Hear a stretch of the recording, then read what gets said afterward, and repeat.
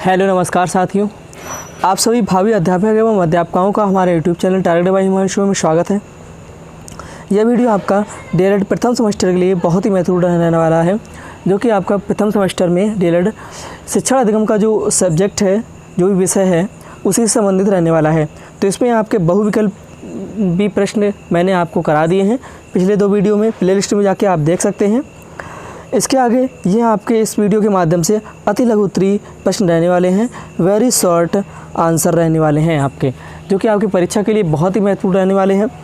तो चलिए स्टार्ट करते हैं। मैंने इसका एक वीडियो आपका अपलोड कर दिया है, आप वो भी प्लेलिस्ट में जाके देख सकते हैं। मैंने बहुविकल्पी प्रश्नों को भी 2 वीडियोस में अपलोड किया है, 2 पार्ट बनाए हैं, और अति लघु उत्तरीय प्रश्न का भी 2 पार्ट में डिवाइड किया है। ये पवन की गाइड से प्रश्न हैं, जो कि आपकी परीक्षा के लिए बहुत ही महत्वपूर्ण रहने वाले हैं। तो चलते देखते हैं कि दूसरे पार्ट में आपके क्या क्या प्रश्न रहने वाले हैं, दूसरी वीडियो में आपके क्या क्या प्रश्न रहने वाले हैं शिक्षण अधिगम से संबंधित। तो चलिए पहला क्वेश्चन देखते हैं, मॉन्टेसरी पद्धति क्या है। देखिए मॉन्टेसरी पद्धति के बारे में बात करते हैं। तो देखिए मेरिया मॉन्टेसरी ने बालकों को अनेक वस्तुएं खेलने को देने की बात कही है, जिससे बालक खेल खेल में अनेक बातें सीख लेता है। बालक क्या करता है, अनेक बातें सीख लेता है। तो मॉन्टेसरी पद्धति के जो संबंध में है वह क्या है, मॉन्टेसरी पद्धति ने बालक को क्या है, अनेक वस्तुओं को खेलने को देने की बात कही है। यानी कि जो बालक हैं उनको खेलने वाली अनेक वस्तुएं दें, जिससे वो खेलें। तो बालक क्या है, खेल खेल में जो है नई नई बातें सीख लेते हैं, नई नई बातों का ज्ञान अर्जित कर लेते हैं। तो यह आपका क्या है, मॉन्टेसरी पद्धति के अंतर्गत आता है। नेक्स्ट क्वेश्चन है आपका, बेसिक शिक्षा पद्धति से आप क्या समझते हैं। अब बेसिक शिक्षा की पद्धति की बात आई तो देखिए गांधी जी यानी कि महात्मा गांधी के अनुसार इसे बुनियादी शिक्षा का नाम दिया गया है। बेसिक शिक्षा पद्धति को क्या कहा है, बुनियादी शिक्षा का नाम दिया गया है। यह आपका बहुविकल्पी प्रश्न में भी पूछ सकता है कि बेसिक शिक्षा पद्धति का क्या नाम है, तो यह बुनियादी शिक्षा भी है। इस पद्धति में खेल के माध्यम से शिल्प शिक्षा को बढ़ावा देकर शिक्षा को जीविकोपार्जन से जोड़ने का कौशल बच्चों में विकसित करना है। ठीक है, तो यह गांधी जी के अनुसार है। बेसिक शिक्षा पद्धति जो है गांधी जी ने इसे क्या किया है, गांधी जी ने इसे बुनियादी शिक्षा का नाम दिया। इस पद्धति में खेल के माध्यम से हस्तशिल्प शिक्षा को बढ़ावा देकर शिक्षा को जीविकोपार्जन से जोड़ने का कौशल बच्चों में विकसित करना है। नेक्स्ट क्वेश्चन है आपका, वाद विवाद प्रविधि की खोज किसने की थी। ये बहुत महत्वपूर्ण है, क्योंकि इसमें आपका पूछ सकता है कि वाद विवाद प्रविधि की खोज किसने की या कब हुई। तो ये देखिए सन 1929 में हैरी ए आवर स्ट्रीट ने वाद विवाद प्रविधि की घोषणा की। देखिए वाद विवाद की खोज की है किसने, हैरी ए आवर स्ट्रीट ने वाद विवाद प्रविधि की खोज की कब की, 1929 ईस्वी में की। अब देखिए नेक्स्ट, पर्यटन के प्रकार बताइए। पर्यटन के कितने प्रकार होते हैं। पर्यटन के जो होते हैं वह 3 प्रकार होते हैं। कौन कौन से, ए संक्षिप्त या लघु यानी कि विद्यालय परिषद के अंदर। दूसरा आपके सामान्य पर्यटन यानी कि क्षेत्र से संबंधित। तीसरा आपके विस्तृत क्षेत्रीय पर्यटन यानी कि विद्यालय परिसर से दूर यानी कि उसके आसपास कहीं भी विद्यालय ना हो। तो ये आपके पर्यटन के प्रकार जो है वह 3 प्रकार होते हैं। कौन कौन से, संक्षिप्त या लघु, दूसरा सामान्य पर्यटन, तीसरा आपका है विस्तृत क्षेत्रीय पर्यटन। नेक्स्ट क्वेश्चन है आपका, अन्वेषण विधि का अर्थ स्पष्ट कीजिए। तो अन्वेषण जो है विधि का जो अर्थ है वह किस प्रकार है। देखिए अन्वेषण प्रविधि का तात्पर्य शिक्षा की उस प्रविधि से है किससे, जिसमें बालकों को खोज करने वाले की स्थिति में रखकर बिना किसी विशेष निर्देशन के उन्हें स्वयं खोज या नवीन ज्ञान अर्जित का अवसर प्रदान किया जाता है। यानी कि आप थोड़ी सी भाषा में समझ सकते हैं कि जिसमें बालकों को खोज करने की स्थिति में रखकर, यानी कि बालक किसी नई चीज़ को खोजे, उस स्थिति में रखकर बिना किसी निर्देश के, यानी कि कोई भी निर्देश उनको नहीं देना है, उनको उस स्थिति में यानी कि वो किसी चीज़ की खोज करें, उस स्थिति में उनको रखकर उन्हें बिना किसी निर्देश दिए स्वयं खोज या नवीन ज्ञान अर्जित करने का नया अवसर प्रदान करें, यानी कि उन्हें इस चीज़ से अवगत कराइए कि आपको एक नई खोज करनी है, लेकिन उनको कोई निर्देश नहीं देना है कि आपको किस तरह से करनी है। फिर वो क्या करेंगे, वो स्वयं से करेंगे। स्वयं से करेंगे तो स्वयं उससे जब करेंगे तो उनको नवीन ज्ञान अर्जित करने का अवसर दिया जाता है, यानी कि उससे वे अपने ज्ञान को एक नया ज्ञान प्रदान कर सकेंगे। तो यह अन्वेषण विधि का अर्थ है। नेक्स्ट क्वेश्चन है आपका, विद्यालय शिक्षण में सर्वाधिक उपयोगी शिक्षण विधि कौन सी है और क्यों है? देखो, प्रयोग प्रदर्शन अनुसंधान विधि है, क्योंकि यही बालक करके सीखता है। तो विज्ञान शिक्षण में सर्वाधिक उपयोगी शिक्षण जो विधि है विज्ञान शिक्षण में, तो वह है प्रयोग प्रदर्शन अनुसंधान विधि, यानी कि प्रयोग करके विज्ञान शिक्षण में जो है वह प्रयोग करके ही सीखेगा, इसलिए यह प्रयोग प्रदर्शन यानी कि अनुसंधान विधि है, क्योंकि यह इसमें बालक क्या है, करके सीखता है। नेक्स्ट क्वेश्चन है आपका, निरीक्षण विधि का शिक्षण में क्या महत्व है? अब देखिए, निरीक्षण विधि से बात करते हैं तो यह मनोविज्ञान प्रविधि है। निरीक्षण विधि क्या होती है? यह मनोविज्ञान प्रविधि होती है। इसके प्रयोग से छात्रों की ज्ञानेंद्रियों का विकास होता है। निरीक्षण प्रविधि यानी कि जो शिक्षक है वह छात्रों को देख रहा है, यानी कि छात्रों का निरीक्षण कर रहा है क्लास में, कक्षा में, कि बच्चे क्या कर रहे हैं, क्या नहीं कर रहे, पढ़ रहे हैं या नहीं पढ़ रहे, लिख रहे हैं या नहीं लिख रहे। तो इससे क्या है, प्रयोग से छात्रों की ज्ञानेंद्रियों का विकास होता है, क्योंकि इससे ज्ञानेंद्रियों का जो है बच्चों की ज्ञानेंद्रियों का विकास होता है। तो यह मनोविज्ञान प्रविधि है, निरीक्षण विधि है ना, इसके प्रयोग से छात्रों के ज्ञानेंद्रियों का विकास होता है। नेक्स्ट क्वेश्चन है आपका, उदाहरण प्रविधि की दो उपयोगिताएं बताइए। उदाहरण प्रविधि की दो उपयोगिता, देखिए, उदाहरण से पाठ्य वस्तु रोचक, बोधगम्य एवं स्पष्ट हो जाती है। दूसरा, उदाहरणों का प्रयोग विषय सामग्री को अधिक स्पष्ट करता और नया ज्ञान प्रदान करता है, यानी कि नया ज्ञान प्रदान करता है उसको, और उस उदाहरणों का प्रयोग जो है विषय सामग्री को अधिक स्पष्ट करता है, या जो उससे विषय की सामग्री होती है उसको अधिक बहुत ही अच्छे तरीके से दिखाता है या दर्शाता है या स्पष्ट करता है। नेक्स्ट, तो देखिए, ये आपका उदाहरण प्रविधि की दो उपयोगिता है कि उदाहरण को पाठ्य वस्तु रोचक, बोधगम्य एवं स्पष्ट हो जाती है। दूसरा, उदाहरणों का प्रयोग विषय सामग्री को अधिक स्पष्ट करता है और नया ज्ञान प्रदान करता है। अब देखिए, नेक्स्ट क्वेश्चन आपका, बाल केंद्रित शिक्षा क्या है? बहुत ही महत्वपूर्ण है, आ सकता है आपकी परीक्षा में। देखिए, बाल केंद्रित शिक्षा प्राचीन काल की शिक्षक केंद्रित शिक्षा थी, यानी कि प्राचीन काल की जो शिक्षा थी वह बहुत ही केंद्रित, यानी कि उस पर ध्यानमग्न रहना, यानी कि ध्यानमग्न रहने की स्थिति में थी। तो शिक्षा जो है शिक्षक केंद्रित शिक्षा थी। इसमें बालक की अपेक्षा पाठ्यक्रम को अधिक महत्व दिया जाता था, यानी कि बालक की अपेक्षा यानी कि बालक से ज़्यादा पाठ्यक्रम को महत्व दिया जाता था। परंतु शिक्षा में मनोविज्ञान के प्रवेश से बालक को महत्व दिया जाने लगा, यानी कि जब शिक्षा आई तो क्या है, मनोविज्ञान के प्रवेश से, जब मनोविज्ञान का प्रवेश हुआ तो उसके प्रवेश से बालक को महत्व दिया जाने लगा, यानी कि पाठ्यक्रम को महत्व नहीं दिया जाता। अब क्या करिए, बालक को महत्व दिया जाने लगा, यानी कि बच्चों को महत्व दिया जाने लगा। तो अब बालकों की रुचियों, रुझानों तथा क्षमताओं को महत्व दिया जाने लगा है, यानी कि बालकों की जो रुचियाँ हैं, उसके रुझानों, उसकी जो क्षमता है, उन पर महत्व दिया जाने लगा है बाल केंद्रित शिक्षण में। तो देखिए, बाल केंद्रित शिक्षा क्या है? प्राचीन काल की शिक्षक केंद्रित शिक्षा थी। इसमें बालक की अपेक्षा पाठ्यक्रम को अधिक महत्व दिया जाता था, परंतु शिक्षा में मनोविज्ञान के प्रवेश से बालक को महत्व दिया जाने लगा है। अब बालकों की रुचियों, रुझानों और क्षमताओं को महत्व दिया जाने लगा है। नेक्स्ट क्वेश्चन है आपका, गतिविधि किसे कहते हैं? अब गतिविधि के बारे में बात करते हैं। तो गतिविधि से तात्पर्य है उन सारी क्रियाओं से है, गतिविधि का तात्पर्य जो है उन क्रियाओं से है जिसकी सहायता से विषय वस्तु को कक्षा में रोचक एवं प्रभावी ढंग से प्रस्तुत किया जाए, यानी कि इसकी सहायता से विषय वस्तु को कक्षा में क्या है, एक रोचकता प्रदान की जाए, प्रभावी ढंग से प्रस्तुत किया जाए, तथा उसमें बच्चे क्या हैं, उसमें बच्चे रुचि ले रहे हों, यानी कि उस चीज़ में, उस कार्य में बच्चे क्या है, रुचि ले रहे हों, उस कार्य में भाग ले रहे हों। तो यह गतिविधि से तात्पर्य है कि गतिविधि से तात्पर्य उन सारी क्रियाओं से है जिनकी सहायता से विषय वस्तु को कक्षा में रोचक एवं प्रभावी ढंग से प्रस्तुत किया जाए। बहुत ही अच्छे ढंग से प्रस्तुत किया जाए विषय वस्तु को, जो पाठ्यक्रम है, जो भी विषय है, उसको बहुत ही अच्छे से जो है कक्षा में रखा जाए, रोचकता, जिससे बच्चों को रोचकता है उस विषय वस्तु के लिए।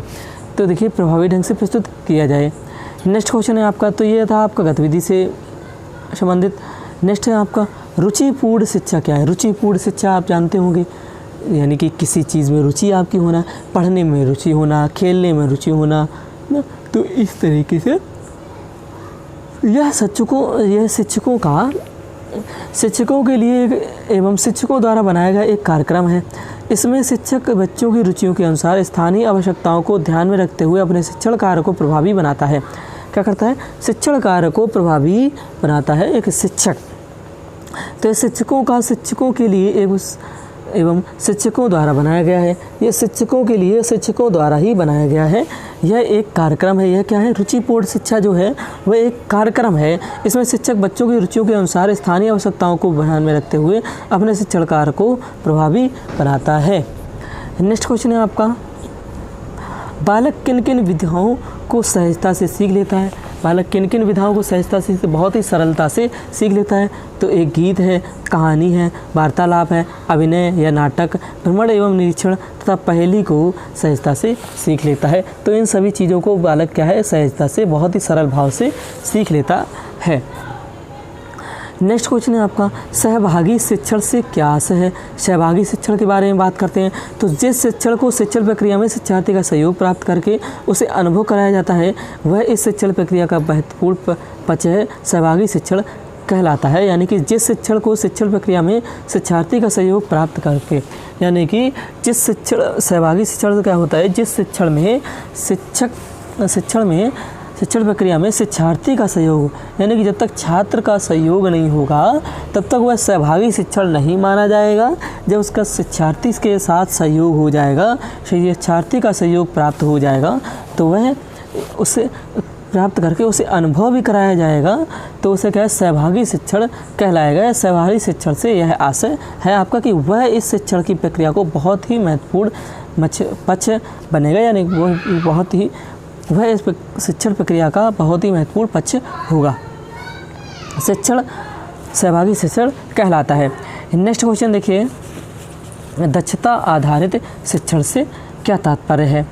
नेक्स्ट क्वेश्चन है आपका, दक्षता आधारित शिक्षण से क्या तात्पर्य है। तो देखिए, दक्षता आधारित शिक्षण से तात्पर्य है कि छात्रों की दक्षता पर आधारित न्यूनतम अधिगम की संप्राप्ति करना, जिससे छात्रों की दक्षता को सुनिश्चित किया जा सके। यानी कि छात्रों की जो दक्षता है, जो भी क्षमता है, उसे क्या है? सुनिश्चित किया जा सके। उसे क्या कीजिए? सुनिश्चित किया जा सके। तो दक्षता आधारित शिक्षण से तात्पर्य है कि छात्रों की दक्षता पर न्यूनतम अधिगम की संप्राप्ति करना, जिससे छात्रों की दक्षता को सुनिश्चित किया जा सके। नेक्स्ट क्वेश्चन है आपका, दक्षता आधारित विधि के सोपान। अब देखिए, ये भी बहुत ही महत्वपूर्ण आपका क्वेश्चन है। दक्षता आधारित विधि के सोपान बताइए। विधि के सोपान क्या क्या होते हैं, विधि के सोपान कितने होते हैं। तो इस तरह से देखिए, दक्षता आधारित शिक्षण विधि के जो सोपान है वह निम्नलिखित हैं। पहला आपका पूर्व तैयारी, उद्देश्य निर्धारण, सहायक सामग्री की व्यवस्था, विषय वस्तु का प्रस्तुतिकरण ना। तीसरा आपका दिया है, ये आपका दिया है नियम निर्णय का समन्वयीकरण, सूचीकरण। चौथा आपका दिया अभ्यास। पांचवा आपका दिया अभ्यास कार्य के मध्य की गई त्रुटियों का शुद्धिकरण। छठवां आपका दिया प्रयोग। तो यह आपका क्या है? दक्षता आधारित विधि के सोपान है कि पूर्व तैयारी, उद्देश्य निर्धारण, सहायक सामग्री की आवश्यकता, विषय वस्तु का प्रस्तुतिकरण, नियम निर्णय का समन्वयीकरण, सूचीकरण। और नेक्स्ट आपका दिया है अभ्यास। फिर उसके बाद में अभ्यास कार्य के मध्य की गई त्रुटियों का शुद्धिकरण, यानी कि अभ्यास कार्य जब हो रहा है उसमें जो भी गलतियाँ हो जाती हैं उसको शुद्धिकरण करना और प्रयोग करना। ये दक्षता आधारित विधि के सोपान हैं। नेक्स्ट क्वेश्चन है आपका, उपचारात्मक शिक्षण से क्या अभिप्राय है। उपचारात्मक शिक्षक देखिए, उपचारात्मक शिक्षण का अभिप्राय उस प्रकार की शिक्षा से जिसकी व्यवस्था छात्रों की अशुद्धियों को दूर करने के लिए की जाती है। छात्रों की दुर्बलताओं को जानकर शिक्षा का एक ऐसा कार्यक्रम बनाया जाता है कि जिससे उनकी कठिनाई, दुर्बलताओं तथा बुरी आदतों को दूर करके सीखने के दूषित प्रभावों को नष्ट किया जाता है और सुधार किया जाता है। यानी कि जो भी है उपचारात्मक शिक्षण से अभिप्राय है वह क्या है, व्यवस्था छात्रों के अशुद्धियों को दूर करना, यानी कि जो छात्रों की जो गलतियां हैं, यानी कि जो लिखने पढ़ने में जो भी अशुद्धियां हैं उनको क्या है दूर करने के लिए की जाती हैं। छात्रों की दुर्बलताओं को जानकर शिक्षा एक ऐसा कार्यक्रम बनाया जाता है कि जिससे उसकी कठिनाई, दुर्बलताओं, यानी कि इसमें जो पढ़ने में या किसी कार्य को करने में उसकी कठिनाई हो जाती है, उसकी दुर्बलता हो जाती है, उसकी तथा बुरी आदतों को दूर करके सीखने से दूषित प्रभावों को नष्ट किया जाता है। यानी कि उस पर जो है बुरी आदतों को उसके पास में नहीं आना है, यानी कि उससे पहले ही उसको अच्छी आदतों में ले जाना है, उसको सुधार करना है। नेक्स्ट क्वेश्चन है आपका, बहुकक्षा शिक्षण की आवश्यकता क्यों होती है? तो बहुकक्षा शिक्षण की आवश्यकता क्यों होती है? बढ़ती हुई जनसंख्या, शिक्षकों की कमी तथा कक्षा कक्षों में की कमी के कारण बहुकक्षा शिक्षण की आवश्यकता होती है। यानी कि बहु शिक्षण की आवश्यकता कब होती है? जब शिक्षकों की कमी हो जाती है, जनसंख्या बढ़ जाती है। तो जनसंख्या बढ़ती हुई जब शिक्षकों की कमी हो जाती है तो विद्यालय में क्या होता है कि जैसे 1 से 5 तक जो भी छात्र है ना, अगर उनकी अलग अलग क्लास टेलीवाइज लगती है और किसी दिन शिक्षकों की कमी हो जाती है, 1 शिक्षक आता है, 2 शिक्षक आते हैं, तो क्या करते हैं कि दोनों शिक्षक छात्रों को बांट लेते हैं कि आप पढ़ाएंगे 1 और 2 वालों को एक साथ बैठाकर और आप पढ़ाएंगे 3 से 5 वालों को एक साथ बैठाकर। तो इस तरह से बहुकक्षा शिक्षण का यह जो है बहुकक्षा शिक्षण की आवश्यकता पड़ती है। जैसे कि बढ़ती हुई जनसंख्या, शिक्षकों की कमी, कक्षा कक्षों की, यानी कि जब विद्यालय में जब अध्यापक कम होंगे, शिक्षक कम होंगे और विद्यालय में विद्यालय के रूम, जैसे छोटा सा विद्यालय है उसमें एक रूम नहीं है, कई एक कमरे नहीं हैं, तो उसमें क्या करता है जो है शिक्षक जो है छात्रों को एक साथ बैठा देते हैं। तो वैसे बहुकक्षा शिक्षण से अभिप्राय है या बहुकक्षा शिक्षण की आवश्यकता होती है। नेक्स्ट क्वेश्चन है आपका, बहुकक्षा शिक्षण के सोपान। तो बहुकक्षा शिक्षण के सोपान क्या होते हैं? देखिए, बहुकक्षा सोपान के जो शिक्षण है, कक्षा शिक्षण के सोपान है वो बहुत ही महत्वपूर्ण है। देखिए, वो बहुकक्षा शिक्षण के जो सोपान है वो निम्नलिखित हैं, जैसा कि पाठ्यक्रम का वर्गीकरण, समय विभाजन, बैठक व्यवस्था, शिक्षण व्यवस्था, शिक्षक सामग्री व बालक, मॉनिटरी व बालक, अध्यापक व बालक, 5वां मूल्यांकन यानी कि शिक्षक द्वारा। तो ये क्या है, बहुकक्षा शिक्षण के सोपान हैं कि पाठ्यक्रम का वर्गीकरण करना, समय विभाजन करना, बैठक व्यवस्था, शिक्षा व्यवस्था में है ना, शिक्षक सामग्री, बालक, मॉनिटरी व बालक, अध्यापक व बालक और मूल्यांकन। ये क्या है, बहुकक्षा शिक्षण के सोपान हैं। नेक्स्ट क्वेश्चन देखिए, बहुस्तरीय शिक्षण से क्या आशय है? बहुस्तरीय शिक्षण विभिन्न उपलब्धि स्तर वाले बच्चों को कुशलतापूर्वक पढ़ाने की योजनाबद्ध प्रक्रिया बहुस्तरीय शिक्षण कहलाती है। बहुस्तरीय शिक्षण से आशय क्या है आपका? विभिन्न उपलब्धि स्तर वाले बालकों को कुशलतापूर्वक पढ़ाने की योजनाबद्ध, यानी कि विभिन्न उपलब्धि जो भी बच्चे हैं वो उनमें क्या है, विभिन्न उपलब्धियां प्राप्त होती हैं या विभिन्न उपलब्धियां उनके अंदर होती हैं, तो उन्हें क्या होता है, कुशलतापूर्वक पढ़ाने की योजनाबद्ध प्रक्रिया जो होती है, कुशलतापूर्वक यानी कि आराम पूर्वक पढ़ाने की जो प्रक्रिया होती है, यानी कि जो योजनाबद्ध प्रक्रिया होती है, वह बहुस्तरीय शिक्षण कहलाती है। नेक्स्ट क्वेश्चन है आपका, रुचिपूर्ण शिक्षण का प्रमुख उद्देश्य क्या है? रुचिपूर्ण शिक्षण का देखिए, रुचिपूर्ण शिक्षण के प्रमुख उद्देश्य निम्नलिखित हैं। ए, रटने के बजाय सिखाने पर बल। बी, सीखने को आनंदमय बनाना। तीसरा आपके लिए बालक के व्यक्तित्व का विकास करना। चौथा आपके लिए वाश एवं अवरोध को रोकना। तो ये क्या है, रुचिपूर्ण शिक्षण के प्रमुख उद्देश्य हैं। क्या है, रटने के बजाय सिखाने पर बल, सीखने को आनंदमयी बनाना, बालक के व्यक्तित्व का विकास करना, विकास एवं अवरोध को रोकना। नेक्स्ट क्वेश्चन है आपका, पुनर्वलन कितने प्रकार का होता है। पुनर्वलन देखिए, केवल नामों का उल्लेख कीजिए, यानी कि नाम बताने हैं। तो पुनर्वलन जो होते हैं वह 2 प्रकार के होते हैं। एक आपका होता है धनात्मक यानी कि सकारात्मक पुनर्वलन, दूसरा आपका ऋणात्मक पुनर्वलन यानी कि नकारात्मक पुनर्वलन, यानी कि पॉजिटिव नेगेटिव। इन दोनों प्रकार के पुनर्वलन जो हो सकते हैं वह शाब्दिक एवं अशाब्दिक, यानी कि पुनर्वलन के जो प्रकार होते हैं वह 2 प्रकार के होते हैं। एक होता है शाब्दिक और एक होता है अशाब्दिक। नेक्स्ट क्वेश्चन देखिए, शिक्षण के क्रियाशीलता के सिद्धांत का क्या अर्थ है। इसका अर्थ देखिए, क्रियापरक शिक्षण का अभिप्राय ऐसे शिक्षण से है, किससे है, जिसमें क्रिया के माध्यम से ज्ञान प्रदान किया जाता है। यानी कि क्रिया का मतलब क्या हो गया, कर्म, यानी कि किसी कार्य को करने के माध्यम से क्या है, ज्ञान प्राप्त या ज्ञान प्रदान किया जाता है। इसमें छात्र अपनी स्वयं की क्रिया के द्वारा ज्ञान प्राप्त करता है। यानी कि जब वह स्वयं कोई किसी भी क्रिया को करता है, उससे अगर उसको कोई भी ज्ञान प्राप्त होता है तो वह किसके अंतर्गत आता है, या वह किसका अर्थ है, शिक्षण के क्रियाशीलता के सिद्धांत पर, यानी कि क्रियाशीलता के सिद्धांत का अर्थ है कि बालक जो है क्रिया के माध्यम से ज्ञान प्रदान करता है, ज्ञान प्रदान होता है उसको। इसमें शिक्षक अपनी स्वयं की क्रिया के द्वारा ज्ञान प्रदान करता है, जो है छात्र, इसमें जो है छात्र अपनी स्वयं की क्रिया के द्वारा ज्ञान प्रदान करता है। नेक्स्ट क्वेश्चन है आपका, खेल पर आधारित 2 शिक्षण प्रविधियों के नाम लिखिए। तो देखिए, खेल पर आधारित शिक्षण प्रविधियाँ कितने हैं, निम्नलिखित प्रविधियाँ हैं। ए, खेल विधि, बी, किंडरगार्टन प्रविधि जो विधि, तीसरा आपके लिए मॉन्टेसरी विधि, चौथा प्रोजेक्ट विधि, 5वां डाल्टन विधि। तो ये आपके खेल पर आधारित जो है शिक्षण प्रविधियाँ हैं, इनके जो नाम हैं। अगर ये आपका पूछा जाए तो ये आपका बहुत ही महत्वपूर्ण प्रश्न है। क्या है कि खेल पर आधारित 2 शिक्षण प्रविधियों के नाम लिखिए। तो आप चाहे कोई इनमें से लिख सकते हैं कि किंडरगार्टन विधि, खेल विधि, या मॉन्टेसरी विधि, या प्रोजेक्ट विधि, या डाल्टन विधि। नेक्स्ट क्वेश्चन देखिए, सूक्ष्म शिक्षण से क्या तात्पर्य है। अब सूक्ष्म शिक्षण के बारे में बात करें तो देखिए,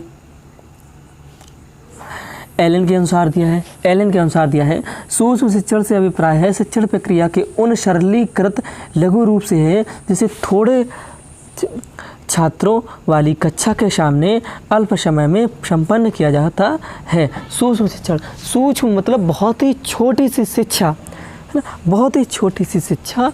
तो एलन के अनुसार दिया गया है कि सूक्ष्म शिक्षण से जो अभिप्राय है वह शिक्षण प्रक्रिया के उस सरलीकृत रूप से है, यानी कि बहुत ही सरलता के रूप से है कि जिसमें जो है थोड़े छात्रों वाली कक्षा हो। यानी कि एक कक्षा में अगर 50 छात्र हैं, यानी कि 50 छात्र हैं, तो वहाँ पे अगर 20 छात्र आ जाएं या 10 छात्र आ जाएं तो ये थोड़े छात्रों वाली कक्षा हो गई। उनके सामने अल्प समय में, यानी कि थोड़े समय में जो है शिक्षा जो पढ़ा रहा है वह क्या है, संपन्न करा सके या किया जाता है। जो कि संपन्न किया जाता है वह क्या कहलाता है, सूक्ष्म शिक्षण कहलाता है। सूक्ष्म शिक्षण से तात्पर्य है, एलन के अनुसार क्या है, सूक्ष्म शिक्षण से अभिप्राय है शिक्षण प्रक्रिया की उन सरलीकृत रूप से है जिसे थोड़े छात्रों वाली कक्षा के सामने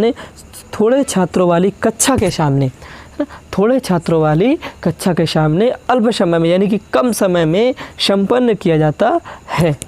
तो यह आपका शिक्षण सूत्र से, यानी कि सूक्ष्म शिक्षण से अभिप्राय है या फिर सूक्ष्म शिक्षण कहलाता है। नेक्स्ट देखिए, शिक्षण कौशल से क्या अभिप्राय है। अब शिक्षण कौशल की बात करते हैं। देखिए, अध्यापक शिक्षा के अंतर्गत शिक्षण सिद्धांतों के साथ साथ शिक्षण के व्यवहारिक कौशलों का विशेष महत्व है। यदि शिक्षक आधारभूत शिक्षण कला में निपुण नहीं है तो वह छात्रों का उचित मार्गदर्शन करने और उनमें वांछित परिवर्तन लाने में सफल नहीं हो सकता। शिक्षण को शिक्षण कला में निपुण होने के लिए शिक्षण क्रिया के समय शिक्षण द्वारा प्रतिपादित व्यवहारों की जानकारी करके उनका अभ्यास करना नितांत आवश्यक है। शिक्षण प्रक्रिया के दौरान शिक्षण द्वारा विभिन्न व्यवहारों का संपादन होता है। इस प्रकार व्यवहारों को शिक्षण कौशल कहते हैं। क्या कहते हैं, शिक्षण कौशल कहते हैं। तो ये शिक्षण कौशल से अभिप्राय है यह आपका।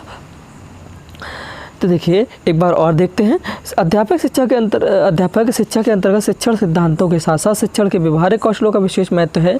यदि शिक्षक आधारभूत शिक्षण कला में निपुण नहीं है तो वह छात्रों का उचित मार्गदर्शन करने और उनमें वांछित परिवर्तन लाने में सफल नहीं हो सकता। शिक्षक को शिक्षण कला में निपुण होने के लिए शिक्षण प्रक्रिया के समय शिक्षक द्वारा प्रतिपादित व्यवहारों की जानकारी करके उनका अभ्यास कराना अभ्यास करना नितांत आवश्यक है, बहुत ही आवश्यक है। इस शिक्षण प्रक्रिया के दौरान शिक्षक द्वारा विभिन्न व्यवहारों का संपादन होता है। इस प्रकार व्यवहारों को शिक्षण कौशल कहते हैं। नेक्स्ट क्वेश्चन है आपका, पाठ प्रस्तावना कौशल का उद्देश्य। पाठ प्रस्तावना कौशल, तो देखिए जो कुछ विद्यार्थी जानते और समझते हैं, जो भी विद्यार्थी जानते और समझते हैं उसी के माध्यम से नई बात अर्थात पढ़ाई जाने वाली विषय वस्तु को उनके साथ जोड़ देना प्रस्तावना का प्रमुख उद्देश्य है। यानी कि जो विद्यार्थी जानते हैं, जो भी बात को समझते हैं, जो भी विषय को समझते हैं, जानते हैं, पढ़ते हैं, तो उसी के माध्यम से क्या है, नई बात यानी कि पढ़ाई जाने वाली विषय वस्तु को उसके साथ नया जोड़ जाता है। यानी कि कोई भी विषय में अगर जो पढ़ रहा है उसमें अगर कुछ नया जोड़ दिया जाए तो उसे क्या कहते हैं, प्रस्तावना का प्रमुख उद्देश्य है, यानी कि प्रस्तावना कौशल कहा जाता है, यानी कि पाठ प्रस्तावना कौशल कहा जाता है। तो एक बार और देखते हैं, जो कुछ विद्यार्थी जानते हैं समझते हैं उसी के माध्यम से नई बात अर्थात पढ़ाई जाने वाली विषय वस्तु को उसके साथ जोड़ देना प्रस्तावना का प्रमुख उद्देश्य है। ठीक है, नेक्स्ट क्वेश्चन देखिए। नेक्स्ट क्वेश्चन है आपका, अपेक्षित अधिगम स्तर का लक्ष्य क्या है। तो देखिए अपेक्षित अधिगम स्तर से लक्ष्य क्या है, सभी छात्रों को कुशलता यानी कि पारंगतता के स्तर तक ले जाना ही अपेक्षित अधिगम स्तर का लक्ष्य है। यानी कि सभी छात्रों को क्या है, कुशलतापूर्वक स्तर तक ले जाना, उनके स्तर तक कुशलता ही पूर्वक ले जाना, बहुत ही सरल भाव से, बहुत ही अच्छे तरीके से, अच्छे ढंग से ले जाना क्या है, अपेक्षित अधिगम स्तर का लक्ष्य है। नेक्स्ट क्वेश्चन देखिए, अधिगम अनुभव कितने प्रकार के होते हैं। अधिगम अनुभव देखिए कितने प्रकार के होते हैं। तो अधिगम अनुभव की बात करें तो यह मुख्यतः 3 प्रकार के होते हैं। एक ज्ञानात्मक अधिगम अनुभव, दूसरा भावात्मक अधिगम अनुभव, तीसरा क्रियात्मक अधिगम अनुभव। तो अधिगम अनुभव कितने प्रकार के होते हैं, 3 प्रकार के होते हैं, ज्ञानात्मक, भावात्मक और क्रियात्मक अधिगम अनुभव। ये 3 प्रकार होते हैं अधिगम अनुभव के। कौन कौन से, ज्ञानात्मक, भावात्मक और क्रियात्मक। नेक्स्ट क्वेश्चन देखिए, पुनर्वलन का क्या अर्थ है। पुनर्वलन से अर्थ समझते हैं। पुनर्वलन का अर्थ है पुनः बल देना, यानी कि किसी एक चीज़ पर बार बार बल दिया जाए तो ये क्या कहा जाता है, पुनर्वलन, यानी कि पुनः बल दिया जाता है। अर्थात छात्रों के सफल प्रयासों को प्रेरित व उत्साहित करने के लिए उनकी प्रशंसा करना। यानी कि छात्र किसी भी कार्य को कर रहा है तो उसके सफल प्रयासों को क्या है, उससे प्रेरित किया जाता है या उसे उकसाया जाता है उस कार्य को करने के लिए, या फिर उत्साहित किया जाता है और उसको प्रशंसा भी की जाती है। तो यह पुनर्वलन का है, यानी कि पुनः बल दिया जाता है, उस पर जोर पे जोर डाला जाता है। तो यह क्या कहा जाता है, पुनर्वलन कहा जाता है। तो देखिए पुनर्वलन का अर्थ है पुनः बल देना, अर्थात छात्रों के सफल प्रयासों को प्रेरित व उत्साहित करने के लिए उनकी प्रशंसा करना। नेक्स्ट क्वेश्चन है आपका, पुनर्वलन प्रदान करने का कार्य किसका है। पुनर्वलन प्रदान करने का किसका कार्य होता है। विद्यालय में पुनर्वलन प्रदान करने का कार्य मुख्यतः शिक्षक का होता है। अगर शिक्षक छात्र को बार बार उत्साहित करेगा, प्रेरित करेगा तो ही छात्र क्या है अच्छे से कार्य को करेगा, अच्छे से परीक्षा में सफल होगा, अच्छे से पढ़ाई कर सकेगा। ठीक है ना। तो यह पुनर्वलन प्रदान करने का जो कार्य होता है वह शिक्षक का होता है। नेक्स्ट क्वेश्चन देखिए, अपेक्षित अधिगम स्तर की संकल्पना क्या है। अपेक्षित अधिगम स्तर की संकल्पना के बारे में जानते हैं। अपेक्षित अधिगम स्तर की जो रचना है वो 3 शब्दों से हुई है। किससे, अपेक्षित अधिगम और स्तर, यानी कि अपेक्षित, अधिगम और स्तर से हुई है। इसकी देखिए, अपेक्षित का अर्थ क्या होता है? ज्ञात करना, यानी अपेक्षित का अर्थ होता है ज्ञात करना। अधिगम का अर्थ होता है सीखना, यानी सीखने को जीवन उपयोगी दक्षताओं में परिवर्तित करना, ये अधिगम कहलाता है। और स्तर का शब्द होता है, स्तर शब्द का अर्थ है उपलब्धि के स्तरों से लगाया जाता है, यानी कि किसी चीज़ की उपलब्धि प्राप्त करना, किसी चीज़ की उपलब्धि होती है उसे, तो स्तर का अर्थ है उपलब्धि से, स्तर का अर्थ उपलब्धि से लगाया जाता है। तो देखिए एक बार और देखते हैं। अपेक्षित अधिगम स्तर की रचना 3 शब्दों से हुई है, अपेक्षित, अधिगम और स्तर। अपेक्षित शब्द का अर्थ होता है ज्ञात करना, अधिगम शब्द का अर्थ होता है सीखना, या सीखने को जीवन उपयोगी दक्षताओं में परिवर्तित करना, ये अधिगम कहलाता है। और तीसरा आपका दिया है स्तर। स्तर शब्द का अर्थ है उपलब्धि के स्तरों से लगाया जाता है। नेक्स्ट क्वेश्चन देखिए, बहुउद्देशीय शिक्षण अधिगम सामग्री किसे कहते हैं? बहुउद्देशीय शिक्षण अधिगम सामग्री, तो देखिए ऐसी शिक्षण सामग्री जो अनेक उद्देश्यों की पूर्ति करता है, यानी कि अनेक उद्देश्यों की क्या करता है? पूर्ति करता है, बहुउद्देशीय सामग्री कहलाती है। जैसे चार्ट हो गया, आपका ग्राफ हो गया, मानचित्र आदि। कक्षा में अनेक प्रयोग से छात्रों को रंग भरने, कला बनाने एवं आकार बनाने आदि का ज्ञान होता है। यह क्या कहलाता है? बहुउद्देशीय शिक्षण अधिगम सामग्री कहलाता है। यह बहुउद्देशीय शिक्षण अधिगम से कहलाता है। देखिए क्या दिया है? ऐसी शिक्षण सामग्री जो अनेक उद्देश्यों को पूर्ति करती है, जो जितने उद्देश्य होते हैं उन सभी में क्या है? पूर्ति डालती है या पूर्ति करती है, उसे क्या कहते हैं? बहुउद्देशीय सामग्री कहते हैं। बहुउद्देशीय सामग्री कहलाती है।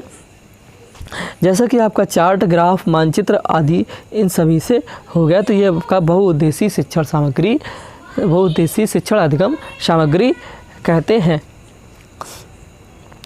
तो दोस्तों ये थे आपके अति लघु उत्तरीय प्रश्न डीएलएड प्रथम सेमेस्टर के शिक्षण अधिगम के, जो कि आपकी परीक्षा के लिए बहुत ही महत्वपूर्ण रहने वाले हैं। तो इसका मैंने एक वीडियो आपका पहले ही अपलोड कर दिया है, आप प्ले लिस्ट में जाके देख सकते हैं।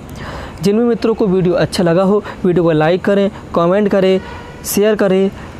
जिन्होंने अभी तक चैनल को सब्सक्राइब नहीं किया है वो चैनल को सब्सक्राइब जरूर कर लें, जिससे कि डेली वाइज की जो वीडियोस हम अपलोड करते हैं उनका नोटिफिकेशन आपसे विवाद सबसे पहले पहुंचता रहे। इन सभी की PDF फाइल्स प्राप्त करने के लिए आप हमारे टेलीग्राम ग्रुप से ज्वाइन हो सकते हैं। टेलीग्राम ग्रुप का लिंक मैंने डिस्क्रिप्शन बॉक्स में दे रखा है, वहाँ से आप टेलीग्राम ग्रुप पर ज्वाइन हो जाइए और PDF फाइल्स प्राप्त करिए। Thanks for watching. जय हिंद, जय भारत। मिलते हैं अगले वीडियो में।